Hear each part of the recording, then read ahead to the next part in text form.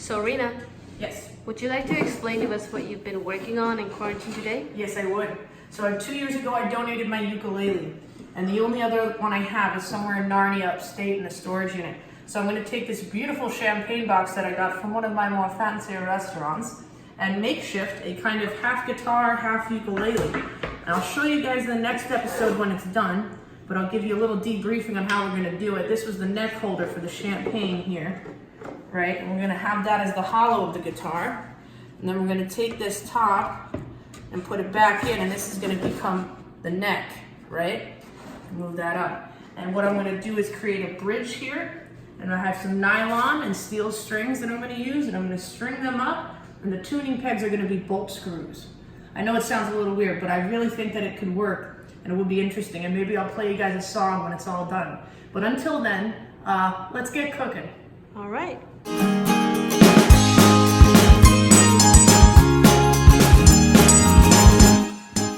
We have an extra special episode for you today. A very good friend of ours, Ray Harris, has blessed us with the gift of fresh produce, which right now is kind of hard to come by in Brooklyn. I know in the last episode, my terrace garden left a lot to be desired, but I've done some work in upstate New York in the Hudson Valley, and I must say this is some of the best produce I've ever seen. Come take a look. We have this incredible mix of bitter greens, these heads of lettuce that literally look like they were just harvested. And take a look at these bright tricolored carrots with radishes, beets, and parsnips.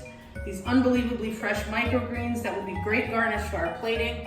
Baby purple and yellow potatoes that will be fantastic roasted. And these beautiful edible flowers that will really brighten up any dish we make. And all of this was brought to us by the Chef's Garden Home Delivery System by Farmer Lee Jones. He runs a really great company that you should really take advantage of. And hopefully, God willing, when I get out of this quarantine, I'll find a way to meet him and do an episode on his farm. Ray also sent us some amazing fish fillets from a company called Citarella. They are also delivering during these hard times. So we have monkfish, swordfish, salmon, cod. I mean, we're gonna be doing some really cool stuff with all these stunning ingredients. So hit subscribe and let's get started. So our dish today is a seared spiced swordfish steak over a lemon herb butter quail fideo with a touch of Parmesan and some seasoned microgreens. I really think you're gonna love it. Let's check out the ingredients. We have this gorgeous swordfish steak, a pack of quail fideo pasta, Belgio Ioso Parmesan and Brigstone butter, Colavita roasted garlic olive oil, onion and garlic powder, and some simple table salt and pepper. And best of all our fresh ingredients are 2 lemons, microgreens, parsley, and some rosemary. Begin by preheating to 350. Now we're gonna get some water boiling. Don't forget to salt it, it should taste like the ocean.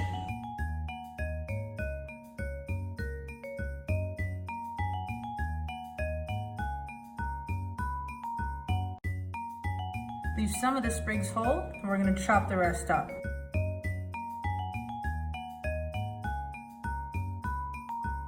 So our water's on to boil, our oven's preheating, and our prep is all done. It's the perfect time to break for a short segment.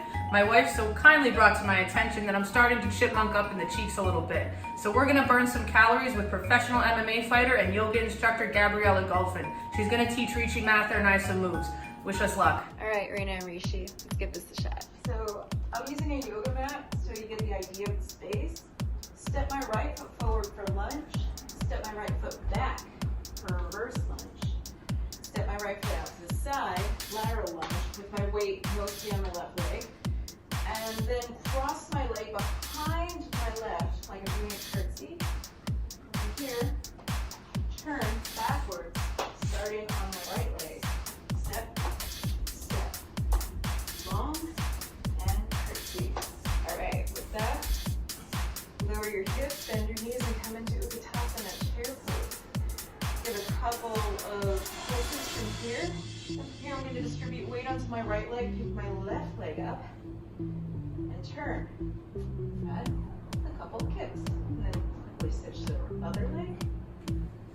Kick, or you can knee, knee. Then we're done. Roll, sitting through like a ball. Pull up, lengthen, and crunch. See if we can speed it up for a sec. Lengthen and crunch. Lengthen and crunch. All right, y'all, that's it. Thank you, Rena and Rishi. We're beginning to marinate our steak of sword with some garlic oil. And you're gonna get your hands a little dirty, making sure that it's completely rubbed in on both sides. Some salt and pepper on both sides as well. And some of that onion garlic powder. And you really want to make sure that you rub and massage that in, especially that skin on the outer end. Scream is definitely smelling that swordfish. Our water is just about to boil, so let's start searing off our sword. And I'm gonna throw that right on in. Beautiful sound. I guess everybody's interested in a little swordfish.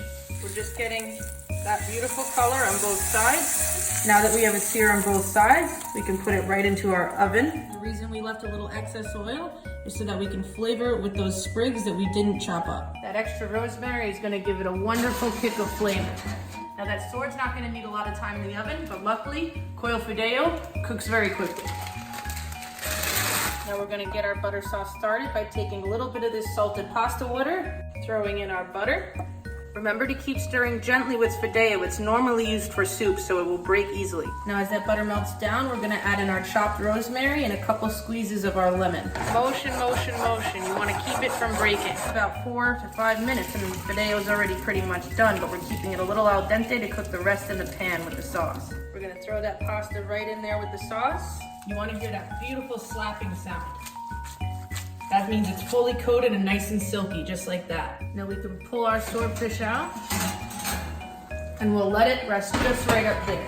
Take a good look at how well that rosemary fried and flavored the oil, and that nice sear on those outer corners. It's gonna be a nice crispy skin. Now we're gonna add our parsley and our last squeezes of lemon. You can save one nice piece for the sword at the end. The final ingredient is just gonna be a little bit of that Parmesan cheese. This sauce is so simple, so easy, so delicious, and it's gonna pair really well with that fish. We really don't wanna weigh those beautiful microgreens down, so you just want a touch of oil and a tiny bit of salt and a tiny bit of pepper. And mix that up very, very gently. You just want it to shine. Now we're gonna plate this pasta up. You should try to always make it sit on top of itself, give it a little twirl. You can see that creamy texture. It looks like it's gonna be cheesy, but it's actually gonna have a nice acidic level from that lemon. Now we're gonna lean this sword steak right, skin side up, on top of that pasta. Gonna give that sword one last squeeze of lemon and garnish it with those beautiful microgreens. Now with such fresh ingredients that we're so lucky to have, I'm really excited to try this. I'm a swordfish lover myself. It's tough to cook it. It gets overcooked so easily, but luckily, I didn't do that. I'm gonna kind of destroy the look of it here by using some of these microgreens, trying to see if everything goes well together all at once. Pairs perfectly, and I really mean that. I'm not just bragging. This is by far my favorite one I've done yet. If you do get the chance to use the Chef's Garden, or if you have any other delivery system to get fresh ingredients, this is definitely the way to go. A lot of people don't like the skin on fish, but to me, it's my favorite part. And I believe I heard somewhere it has the most nutrition. I don't know, that might be potato skins though. Super crispy, almost like it was fried. I love it, it's so delicious. I can't wait for my wife to try it. So I'm gonna let her put the camera down and give it a taste.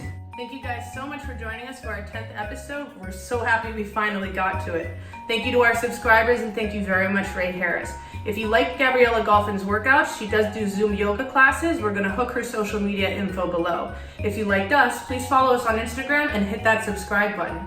Rishi Mathur's gonna end the night with a joke. As for me, I will see you on Wednesday. Hey, what's up everybody? Do you ever think about how someone hears your text? Like, I figured they would hear my text in my voice. I started to question, what if they have a different voice in their heads?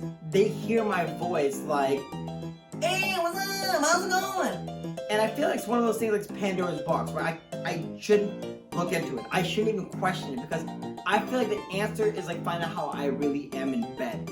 It's too terrifying. Alright, thank you guys very much. Have a great night. I can't do my workout because Corona won't let go of my sock. I licked my lips, oopsie.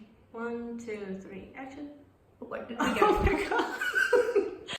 Recording arm gestures. Okay, action. So our dish today is a seasoned spice, oops. Action. So Action. our dish today is a seared seasoned. We have a very special extra recipe.